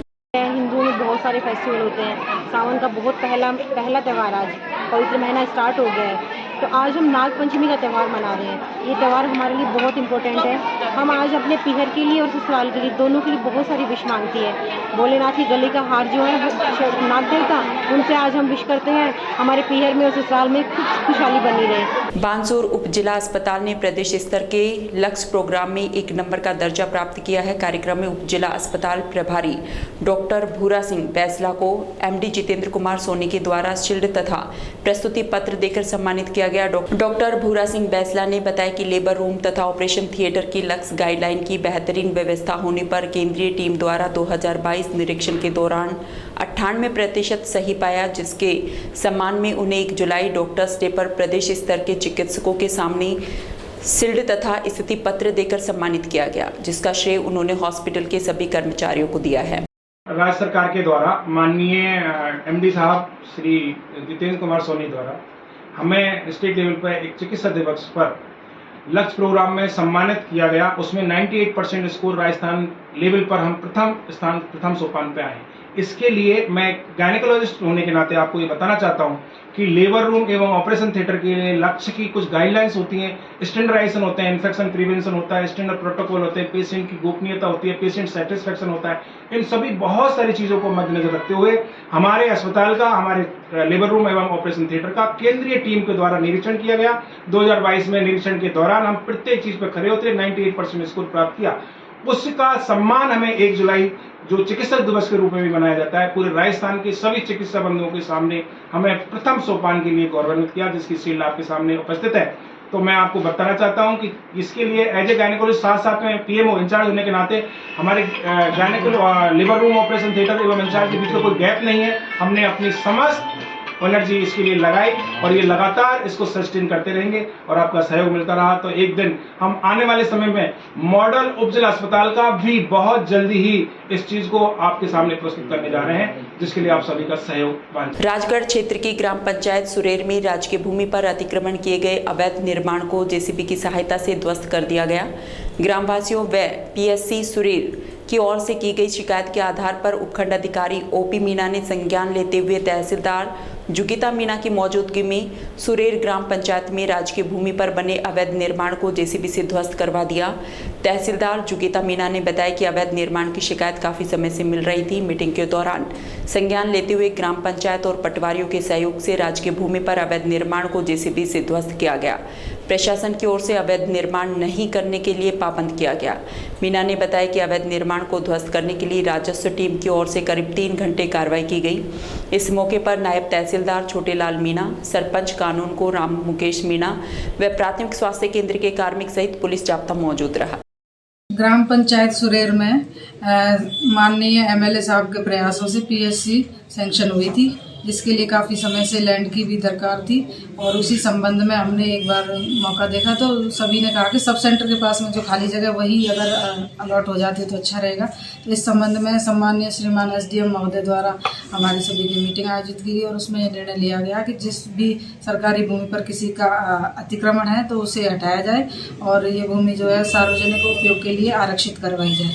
उसी संबंध में उक्त भूमि पर 91 की कार्रवाई पूर्ण किए जाने के पश्चात कल दिनांक 6 जुलाई को एक पक्की दुकान बना रखी थी और पीछे खेत था, जिसको हमने जेसीबी और पुलिस जाब्ते की मदद से खाली करवाया, जिसमें राजस्व टीम का, पुलिस विभाग का और ग्राम पंचायत के सरपंच साहब का और पीएससी के सभी स्टाफ का सहयोग रहा। उन सभी को मैं धन्यवाद देती हूँ और हमारा इस तरह का काम जो हुआ उसके लिए मैं सरकार के जो भी योजनाएं पीएससी जो बनेगी उसके लिए हमने भूमि आरक्षित कराई। भ्रष्टाचार निरोधक ब्यूरो द्वारा राज्य सरकार की भ्रष्टाचार के प्रति जीरो टॉलरेंस नीति को प्रभावी रूप से लागू करने की मंशा के अनुरूप आमजन को भ्रष्टाचार के प्रति जागरूक करने के उद्देश्य से चलाए जा रहे जन जागरूकता अभियान के तहत शुक्रवार को महेंद्र कुमार शर्मा, अतिरिक्त पुलिस अधीक्षक भ्रष्टाचार निरोधक ब्यूरो दौसा द्वारा श्री कृष्ण आश्रम मेहंदीपुर बालाजी में जनसंवाद कार्यक्रम किया गया। इस जनसंवाद में मुनीश कुमार, उप निरीक्षक पुलिस भ्रष्टाचार निरोधक ब्यूरो दौसा व अन्य ब्यूरो स्टाफ तथा व्यापारी संगठन, किसान संगठन व अन्य आम नागरिकों गणों ने भाग लिया। भ्रष्टाचार निरोधक ब्यूरो के अतिरिक्त पुलिस अधीक्षक ने कार्यप्रणाली के बारे में अवगत करवाते हुए टेप कार्यवाही, परिवादी के संरक्षण, रिवॉल्विंग फंड, सजग ग्राम योजना के बारे में विस्तृत से जानकारी दी तथा आमजन से आह्वान किया कि वे भ्रष्टाचार को जड़ से मिटाने हेतु ब्यूरो द्वारा भ्रष्टाचारियों के विरुद्ध की जाने वाली कार्रवाई में अपेक्षित सहयोग करने के लिए प्रेरित किया। साथ ही लोक सेवकों द्वारा रिश्वत मांगने एवं भ्रष्ट आचरण करने पर एसीबी के टोल फ्री नंबर 1064 एवं व्हाट्सएप हेल्पलाइन नंबर 9413502834 पर संपर्क करने के लिए कहा। उन्होंने बताया कि इस जागरूकता पहल के प्रतिदिन अच्छे परिणाम मिल रहे हैं। सरकार की जीरो टॉलरेंस की नीति है। जीरो टॉलरेंस की नीति के तहत ब्यूरो मुख्यालय के निर्देशानुसार आज मैं बालाजी कस्बे में आया हूं और समस्त ग्रामवासियों को, व्यापार मंडल के सदस्य यहाँ पधारे, उन सभी को भ्रष्टाचार से संबंधित कानूनों की जानकारी दी गई है। भ्रष्टाचार के प्रति लोगों को जागरूक किया गया है। यदि भ्रष्टाचार से यदि कोई पीड़ित है तो हमारे ऑफिस में आके 1064 पर शिकायत करके और अब कानूनी कार्रवाई करवा सकता है। इस बाबत सभी लोगों को जानकारी दी गई है और भ्रष्टाचार के प्रति जागरूक किया गया है राज्य सरकार की जीरो टॉलरेंस की नीति के प्रति। विराटनगर विधानसभा क्षेत्र में रक्तदान शिविर आयोजित किया गया। शिविर आयोजनकर्ता राजेश यादव ने बताया कि रक्तदान शिविर स्वर्गीय रमेश चंद्र यादव की 9वीं पुण्यतिथि के अवसर पर परिजनों द्वारा समाज हित में लगाया गया। शिविर का मुख्य उद्देश्य गंभीर परिस्थिति में मरीजों के लिए रक्त की उपलब्धता करवाना है। शिविर में बड़ी संख्या में युवाओं ने बढ़ चढ़कर हिस्सा लिया। शिविर में 110 रजिस्ट्रेशन के अंतर्गत 100 यूनिट रक्त का संग्रहण किया गया। शिविर के माध्यम से युवाओं को रक्तदान करने का संदेश दिया गया और बताया गया कि हमें सभी प्रकार के पारिवारिक आयोजन पर रक्तदान करना चाहिए, जिससे समाज में एक जन जागृति पैदा होगी और विभिन्न अस्पतालों में भर्ती गंभीर रोगियों को रक्त भी समय पर उपलब्ध होगा। शिविर के दौरान राजेश यादव, सुनील यादव, महेंद्र पेट्रोल पंप वाले, गिरधारी फूलचंद, राजू, ग्यारसीलाल, रामनिवास, सतीश, प्रदीप, मुकेश, सुल्तान, देशराज, विजय, वेद प्रकाश सहित युवा एवं जनप्रतिनिधि उपस्थित रहे। तिजारा के श्री शंकरगढ़ आश्रम में एकल अभियान श्री हरि कथाकार योजना के माध्यम से 5 दिन की श्री राम कथा का भव्य कलश यात्रा निकालकर शुभारंभ किया गया। रामकथा कथाकार बहन सुश्री शिवांगी जी अयोध्या जी के श्री मुख से 5 दिन वाचन किया जाएगा। हिंदू समाज के द्वारा नगर में यात्रा का जगह जगह भव्य स्वागत किया गया। कलश यात्रा कस्बे के मुख्य मार्गों से होते हुए श्री शंकरगढ़ आश्रम पहुंची। कलश यात्रा में 50 गांव के आचार्य एवं कस्बा तिजारा की माता बहनों ने भाग लिया। कलश यात्रा 351 कलश उठाए गए। मुख्य वक्ता श्री ब्रज मोहन जी के द्वारा उद्बोधन किया गया। कार्यक्रम में विश्व हिंदू परिषद जिला संपर्क प्रमुख भिवाड़ी प्रदीप कुमार जैन उर्फ डब्बू, श्री गिरधारी मिश्रा, राजेश निहाल, भगवान सिंह चौधरी, महर्षि जी शास्त्री सहित सैकड़ों महिलाएं और पुरुष उपस्थित रहे। कार्यक्रम का संचालन महावीर सिंह के द्वारा किया गया। खुशखेड़ा करौली इंडस्ट्रियल एसोसिएशन ने भिवाड़ी जिला बनाओ संघर्ष समिति के निर्देश पर भिवाड़ी की सभी औद्योगिक व सामाजिक संस्थाओं को साथ लेकर भिवाड़ी जिला बनवाने के लिए शुक्रवार सुबह मनसा चौक से लेकर जिला पुलिस अधीक्षक कार्यालय तक पैदल पद यात्रा का आयोजन किया गया। अतिरिक्त जिला कलेक्टर और जिला पुलिस अधीक्षक को मुख्यमंत्री के नाम जिला बनाने के लिए ज्ञापन दिया गया। खुशखेड़ा करौली इंडस्ट्रियल एसोसिएशन के अध्यक्ष प्रदीप दायमा ने बताया कि भिवाड़ी औद्योगिक नगरी में 6000 औद्योगिक इकाइयों से लगभग 10,000 करोड़ का राजस्व सालाना दिया जाता है। यहां जिला बनने के लिए पहले से ही जिला अस्पताल, जिला पुलिस कार्यालय, एडीएम कार्यालय सहित जिला लेवल के कार्यालय व 50 से अधिक आवासीय सोसाइटी, 100 से अधिक स्कूल, 3 कॉलेज तथा 50 से अधिक अस्पताल हैं, जो कि जिले बनने की प्राथमिक जरूरतों को पूरा करते हैं। फिर भी जिले की घोषणा नहीं होने से भिवाड़ी के सभी वर्गों में रोष है। वे लगातार मुख्यमंत्री से भिवाड़ी को जिला घोषित की मांग की जा रही है। इस पद यात्रा में गुर्जर सम्राट, मिहिर भोज ट्रस्ट, यादव समाज समिति, व्यापार मंडल, बार एसोसिएशन, दवा विक्रेता संघ, IMA, हार्डवेयर, वैश्य महासंघ, सालासर बालाजी एसोसिएशन आदि संस्थाओं ने भाग लिया। हमारी मुहिम कोई देर नहीं हुई है। हमारा जिला बनने का अधिकार बहुत पहले से है और ये आम आदमी की भी डिमांड थी और प्रशासनिक तौर पर भी राजस्थान सरकार की, अलग अलग सरकारें की, सबकी रिपोर्ट ये है कि भिवाड़ी को जिला बनाया जाएगा। उसकी रिपोर्ट के तहत ही भिवाड़ी को पुलिस जिला बनाया गया था। इसको राजस्व वाला जिला बनाने में कुछ देर हो गई। उसके लिए बाकी और जो कैबिनेट की मीटिंग में अप्रूवल होना था, विधानसभा में अप्रूवल होना था, उसका वेट था। जब हमें लगा कि शायद उसमें भिवाड़ी की अनदेखी हुई है, तब हमने अपनी आवाज़ को उठाया है। ये आम आदमी की आवाज़ है और कोई लेट नहीं हुई है। हमें अपनी बात सरकार तक पहुंचाने में शायद हम नहीं पहुंचा पाए। आज उस बात को हम अपनी सरकार तक पहुंचाने की कोशिश कर रहे हैं। जी, तो डॉक्टर साहब, जिस तरीके से बात की जा रही है, इसमें ऐसी डिमांड जनता द्वारा लंबे टाइम से की है। मैंने खुद 3 बार पहले यहाँ पे ADM साहब को दिया था, ज्ञापन दिया था, मांग भेजी गई थी। राजनीतिक पार्टियाँ, राजनीतिक लोग हैं, अपने अपने तरीके से प्रयास सभी कर रहे हैं। कोई भिवाड़ी को जिला बनने का विरोध नहीं कर रहा है। भिवाड़ी भौगोलिक स्थिति के, यहाँ की ज़रूरत के हिसाब से भी जिला बनने की सारी चीज़ों को पूरा करता है। ये सरकार के प्रदेश के हित में है कि भिवाड़ी को जिला बनाया जाए। सिर्फ भिवाड़ी के हित में नहीं है, ये प्रदेश के भी हित में है। और इस बात को शायद हम माननीय मुख्यमंत्री तक पहुंचा नहीं पाए हैं। हमारा प्रयास इसी बात को माननीय मुख्यमंत्री महोदय तक पहुंचाने का है। डॉक्टर साहब, इस फेलियर के बाद में एक डर और सताने लगा है कि जो कार्यालय हमें यहाँ, जो सरकारी कार्यालय यहाँ हमें मिले थे, वो भी अब यहाँ से जाने की तैयारी में। तो कहीं ना कहीं आपको लगता है कि अगर एसपी ऑफिस से जाता तो एक बार फिर से अपराध का बोलबाला हो सकता है? हम ये बात मानने को तैयार नहीं कि यहाँ से कोई ऑफिस जाएगा, और अगर ऑफिस गया तो हम धरने पे बैठ जाएंगे, ऑफिस का घेराव कर देंगे, चाहे वो कोई ऑफिस हो। बिल्कुल नहीं जाने देंगे। और जिला भिवाड़ी का 100% बनकर रहेगा, क्योंकि जब आम जनता उठ खड़ी होती है तो सरकार को बात माननी पड़ती है। तो भिवाड़ी जिला बनेगा। भिवाड़ी को जिला बनाना पड़ेगा, सरकार को झुकना पड़ेगा, सरकार को हमारी बातों को मानना पड़ेगा। और साथ में मेरी एक सबसे रिक्वेस्ट ये है आम भिवाड़ी नागरिकों से, भिवाड़ी की जनता से और से, जो यहाँ राजनीतिक आदमी वोट मांगने आते हैं, मैं किसी पार्टी की बात नहीं कर रहा, किसी स्टेज की बात नहीं कर रहा। जो समिति अपन ने बनाई है, भिवाड़ी जिला बनाओ संघर्ष समिति, वो कोई राजनीतिक निवेदन नहीं है। उसके बाद वो अपने वोट मांगने आते हैं, पर अब साथ क्यों नहीं दे रहे हमारा, ये हमने आज तक नहीं सोच पाई इस बात। आपको लगता है कि कहीं ना कहीं ये राजनीतिक क्रेडिट लेने के चक्कर में जो पार्टियां हैं वो आपके साथ नहीं है? हो सकता है ये बात हो, पर उसका खामियाजा भी उनको भुगतना पड़ेगा। कोई भी पार्टी हो, राजनीतिक क्रेडिट सब लेंगे कैसे जब शामिल ही नहीं होंगे। जब जिला बनाने के लिए इस मुहिम में वो अपना योगदान ही देने। कुछ दिन पहले तक भारतीय जनता पार्टी ने भी धरना किया था एडीएम ऑफिस के सामने, जिसका ज्ञापन भी वो बाबा मोहन नाम के मंदिर तक रख कर गया, क्योंकि एडीएम साहब बाहर जो उसका ज्ञापन लेने नहीं आए। तो आपको नहीं लगता कि कहीं उस दिन भी हमने ये सवाल किया था कि इस समय राजनीतिक क्रेडिट लेने की बजाय सबको साथ आकर के खड़े होने की जरूरत है? यही मैं कह रहा हूँ, ये राजनीतिक मंच नहीं है। जिसको भी आगे चुनाव में आना है, करना है, वो इस मुहिम का साथ देना चाहिए ताकि जनता उसके साथ रहे। क्या चुनाव में एक ये भी मुद्दा रहेगा अब की बार? बिल्कुल रहेगा। और मैं तो सभी भिवाड़ी निवासियों से ये कहूँगा, जो इस मुहिम का साथ देता है उसको वोट देनी चाहिए।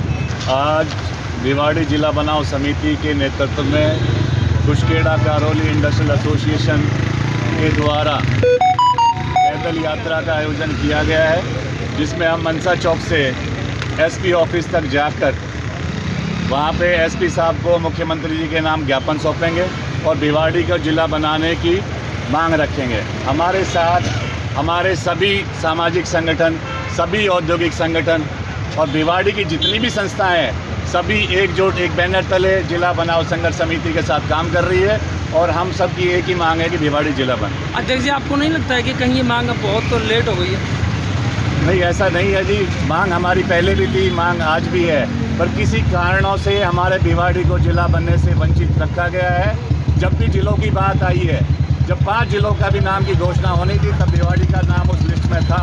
और आज 19 जिलों की घोषणा हुई और तब भी भिवाड़ी को जिले से वंचित रखा गया है। जबकि भिवाड़ी राजस्थान का सबसे बड़ा राजस्व देने वाला औद्योगिक क्षेत्र है। 10,000 करोड़ से ज़्यादा का राजस्व भिवाड़ी देता है, और जब राजस्व जिले की बात आती है तो भिवाड़ी को उससे वंचित रखा जाता है। इस मांग को लेकर हम सभी संगठन आज मुख्यमंत्री जी के नाम ज्ञापन सौंपेंगे और जिले की मांग को मजबूत करेंगे। क्या आपको लगता है कि कहीं ना कहीं राजनीतिक जो हमारी पकड़ है वो बहुत बेहद कमज़ोर रही है, जिसके कारण हम जिला बनने से चूक गए? देखो, ये तो राजनीति वाले जाने, आम जनता का इससे कोई लेना देना नहीं है।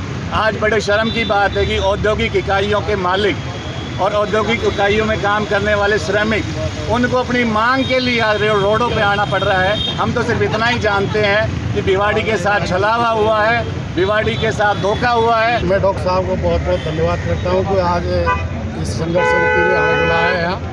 और मैं तो ये कहूँगा, जैसे ये कह रहे हैं एसपी ऑफिस और एडीएम ऑफिस सारे उठ के जाएंगे, इसके लिए जी जान लगा देंगे, चाहे हमें भूख हड़ताल पर बैठना पड़े। हर तरीके से डॉक्टर साहब के साथ हैं हम। जहाँ तक गुजरना पड़ेगा वहाँ तक गुजरेंगे। कोई दिक्कत, चक्का जाम करना पड़ेगा, चक्का जाम करके दिखाएंगे। तो ये बताएंगे कि ये एसपी ऑफिस जो खुला है, पहले ये सांत्वना देती कि भाई एसपी ऑफिस खुल गया, एडीएम ऑफिस खुल गया और अब तो जिला बन गया। और हमें भी ये इसी अंधेरे में रखा गया था। और वास्तविकता थी कि हमारे 5 जिलों में नाम भी था, लेकिन बाद में 19 जिलों में नाम ना आने पर बहुत दुख हुआ इस चीज़ का। और इसके लिए मैं सभी संघर्ष समितियों को, सभी को ये कहूँगा कि 2 दिन का, 4 दिन का, चाहे 5 दिन का भूख हड़ताल में बैठना पड़े तो मैं तैयार हूँ उसके लिए। जैसा आप सहयोग चाहोगे वो मिलेगा। जैसा कि 1 हफ्ता हो गया है, आने वाले दिनों के लिए जैसे डॉक्टर साहब संघर्ष समिति हमें आदेश देगी उसके बैनर तले हम तैयार हैं। जैसे आदेश करेंगे उसके लिए हमेशा तैयार हैं। नौगावा विधानसभा रामगढ़ की जनता ने सेवा का मौका दिया तो बदल दूंगा विधानसभा रामगढ़ इलाके की तस्वीर समाजसेवी भाजपा नेता राकेश जैन ने अपने संबोधन में यह बात कही। भाजपा नेता राकेश जैन ने गांव का दौरा कर लोगों को भारतीय जनता पार्टी की जनहितैषी नीतियों से अवगत कराकर आने वाले विधानसभा चुनाव में पार्टी के लिए समर्थन मांगा। उन्होंने दावा किया कि आने वाले समय में राजस्थान प्रदेश के अंदर भारतीय जनता पार्टी की सरकार बनने जा रही है। विधानसभा क्षेत्र के कस्बा नौगावा में पत्रकारों से बातचीत करते हुए उन्होंने कहा, रामगढ़ विधानसभा क्षेत्र विकास के मामलों में काफ़ी पिछड़ा हुआ है।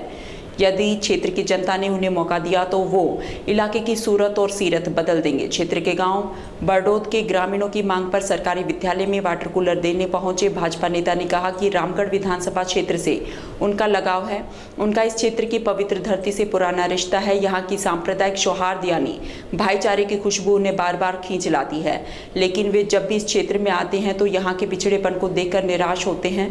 इस क्षेत्र की हमेशा से उपेक्षा हुई है। वर्तमान कांग्रेस की सरकार ने इस क्षेत्र के साथ सबसे ज्यादा दोगला व्यवहार किया है। सरकार ने हमेशा से लोगों को बरगलाने का काम किया है। इस क्षेत्र के लोगों को भी झूठे सपने दिखाकर उनसे वोट हथियाए गए हैं, मगर अब इस क्षेत्र की उपेक्षा नहीं होने दी जाएगी, क्योंकि आने वाले समय में प्रदेश के अंदर प्रधानमंत्री नरेंद्र मोदी के देश और प्रदेश हित में किए गए कामों की बदौलत राजस्थान में भारतीय जनता पार्टी की सरकार बनने जा रही है। विराटनगर विधानसभा क्षेत्र के बढ़ा काकरान ग्राम पंचायत कुहाड़ा में पिछले दिनों से हो रही लगातार बरसात के कारण एक कच्चा मकान गिर गया। बढ़ा काकराना निवासी सतीश कुमार सुमन देवी ने बताया कि उनका कच्चा मकान है जिसमें 2 भाइयों के परिवार सहित कुल 9 सदस्य रहते हैं। पिछले सप्ताह लगातार बारिश होने के कारण जमीन में नमी होने के कारण अचानक कच्चा मकान तेज आवाज के साथ ढह गया। गनीमत रही कि उस समय मकान में कोई नहीं था। कच्चा मकान गिरने से मकान में रखा घरेलू सामान, अनाज, कपड़े, बिस्तर सहित अन्य सामान खराब हो गया। घटना की सूचना सरपंच सहित जनप्रतिनिधियों को दी गई, लेकिन मौके पर कोई नहीं पहुंचा। पीड़िता अनीता देवी ने बताया कि कच्चे मकान के गिर जाने के कारण लाखों रुपए का सामान खराब हो गया और उन्हें आर्थिक हानि हो गई। परिवार की आर्थिक स्थिति सही नहीं होने के कारण मजदूरी कर परिवार को पालती हैं। इस स्थिति में मकान के क्षतिग्रस्त होने के कारण अब उनके आगे रहने का संकट पैदा हो गया है। पीड़ित परिवार सरकार से अब मुआवजे की मांग कर रही है। सरपंच राजेंद्र मीणा कुहाड़ा ने बताया कि मामले की जानकारी मिलने के पश्चात जल्द ही सर्वे करवाकर नियमानुसार उचित मुआवजा दिलवाने की प्रक्रिया की जाएगी। कच्चे घर थे वो ढह गए, रहने के लिए जगह नहीं है, कोई सरपंच भी नहीं आया देखने के लिए। क्या क्या सामान था इसमें? सामान इसमें नाज की बोरी थी, तेल वगैरह, छोटा मोटा सामान पूरा ही था जो मलबे के नीचे दब गया ढह के। रहने के लिए मकान रहने के लिए मकान कुछ भी नहीं, अभी यही था, इसमें रह रहे थे। कोई अधिकारी? कोई भी नहीं आया अधिकारी वगैरह। एम्प्लॉयर एसोसिएशन ऑफ राजस्थान द्वारा federation of industrial health and safety के टेक्निकल सहयोग एवं भिवाड़ी इंटीग्रेटेड डेवलपमेंट अथॉरिटी बीड़ा के साथ मिलकर फायर सेफ्टी एवं डिजास्टर मैनेजमेंट विषय पर भिवाड़ी के एक निजी होटल में कार्यशाला का आयोजन किया गया। कार्यक्रम में बीड़ा की कार्यकारी अधिकारी श्वेता चौहान IAS ने अपने उद्बोधन में कहा कि अग्नि सुरक्षा एवं आपदा प्रबंधन की जानकारी प्रत्येक परिवार की आवश्यकता है। इस प्रकार के कार्यक्रम भिवाड़ी में होते रहने चाहिए, जिसके लिए बीड़ा हमेशा आपके साथ है। कार्यक्रम के विशिष्ट अतिथि भिवाड़ी मैन्युफैक्चरिंग एसोसिएशन के अध्यक्ष सुरेंद्र सिंह चौहान ने अपने संबोधन में कहा कि आपदा अग्नि सुरक्षा की दृष्टि से भिवाड़ी अत्यधिक संवेदनशील है, क्योंकि यहाँ पर प्राकृतिक आपदा के साथ औद्योगिक आपदा भी रहती है। इसलिए इस प्रकार के कार्यक्रमों का होना बहुत आवश्यक है। BME इस तरह के प्रयासों में हमेशा आपके साथ हैं।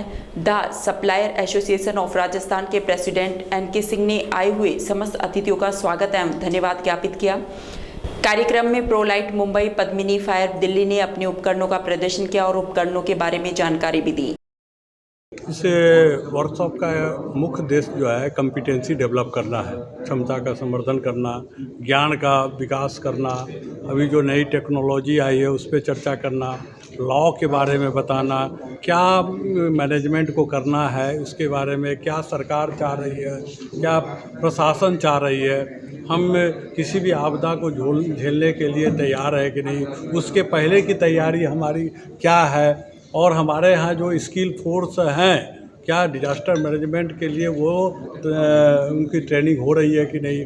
और ये हमारा कर्तव्य बनता है, सरकार का भी कर्तव्य बनता है कि हर एक आदमी को डिजास्टर से रिलेटेड इशू पे कॉम्पिटेंट करना चाहिए, उनके स्किल को बढ़ाना चाहिए। तो ये एक माध्यम है, इस प्लेटफॉर्म के माध्यम से हम लोग जो है अवेयरनेस प्रोग्राम चला रहे हैं और टेक्नोलॉजी को इंट्रोड्यूस कर रहे हैं, ऑडिटिंग करा रहे हैं, रिस्क असेसमेंट करा रहे हैं, डिजास्टर्स को रोकने के लिए डिफरेंट जो टूल्स हैं, टैकल्स हैं, उसका उपयोग करने के लिए तरीके बता रहे हैं। हमारे जो बुक्स हैं, पब्लिकेशंस हुए हैं, वो पढ़ेंगे तो सर्टेनली इंडस्ट्री को तो फ़ायदा होने वाला है, साथ साथ प्रशासन को भी फ़ायदा होगा कि सरकार की क्या ड्यूटी है, सरकार के पास क्या मैकेनिज़्म होना चाहिए, मशीनरी होना चाहिए। तो इस तरह के प्रोग्राम हम लोग पूरे इंडिया में करने की प्रयास चल रहे हैं और मीडिया भी इसमें हमारे बहुत सारे सहयोग कर रहा है कि मीडिया का भी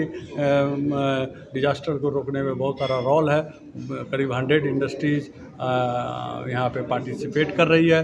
भिवाड़ी में बहुत सारी इंडस्ट्री है और भी आगे हम लोग सरकार के साथ मिलकर इस तरह के प्रोग्राम चलाएंगे, निरंतर चलाएंगे ताकि लोगों का ज्ञानवर्धन हो और लोग कॉमन आदमी को भी हम लोग जो है एजुकेट कर रहे हैं कि ताकि रोड एक्सीडेंट्स हो, उसके केमिकल एक्सीडेंट्स हो और मानवकृत आपदाएं हो, उनको वो कम से कम समय रहते हुए सचेत हो सके, वार्न हो सके। और हम लोग federation of industrial health safety बहुत सारे डिजास्टर और सेफ्टी पे कार्य कर रही है। फायर को रोकने के लिए कितने तरीके, फायर के टेक्नोलॉजी को हम लोग ला रहे हैं ताकि इंडस्ट्री को फ़ायदा पहुंच सके। आज का जो प्रोग्राम है ये भिवाड़ी और उसके आसपास के जो इंडस्ट्रियल एरिया हैं उसमें मौजूद फैक्ट्रियों में किस तरह से सुरक्षित रहें, किस तरह से किसी भी हादसे से वो बचें, किसी भी दुर्घटना से वो बचें, इसके ऊपर ट्रेनिंग का प्रोग्राम है और ये पूरे दिन टेक्निकल सेशन चलेगा। इसमें हमें सरकार की तरफ से भी सपोर्ट मिला है। खुद बीडा की जो CEO हैं वो श्वेता चौहान जी आई थी, फैक्ट्री एंड बॉयलर से धीरज पवार जी सीनियर इंस्पेक्टर हमारे बीच मौजूद हैं और जो नेशनल लेवल के टेक्निकल एक्सपर्ट आए हैं, मुक्ता गिरधर जी हैं, DK शामी जी हैं, उमेश पूर्वे जी हैं, ये सब मिलके AK सिंह साहब हैं जो चेयरमैन हैं federation of industrial health and safety के, और हमारे पाटनी जी हैं जो सेक्रेटरी हैं हमारे एम्प्लॉयर एसोसिएशन के।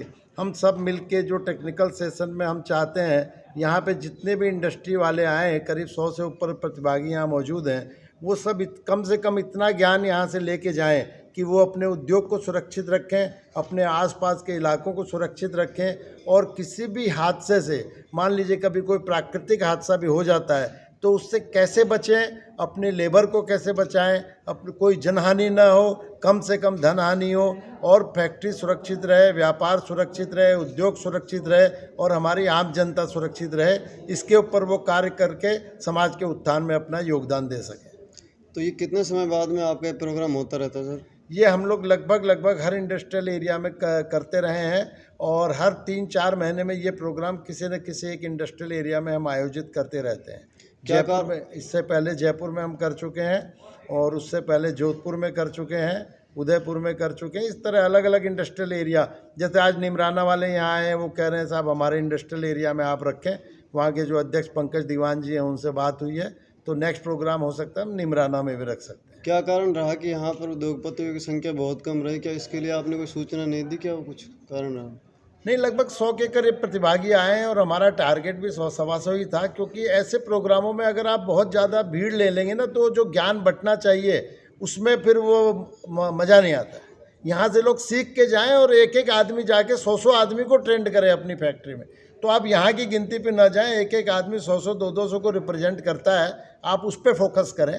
तो ये एक बहुत अच्छी ज्ञानवर्धक कार्यशाला होगी और बहुत अच्छा फैलाव होगा। यहाँ से जो लोग सीख के जाएंगे वो अपने प्रतिष्ठान में अपने यहाँ के कर्मचारियों को, अफसरों को, अपने यहाँ के मैनेजमेंट को इसके बारे में बताएंगे। आज समाचारों में इतना ही। दीजिए मुझे और मेरी टीम को इजाज़त। नमस्कार।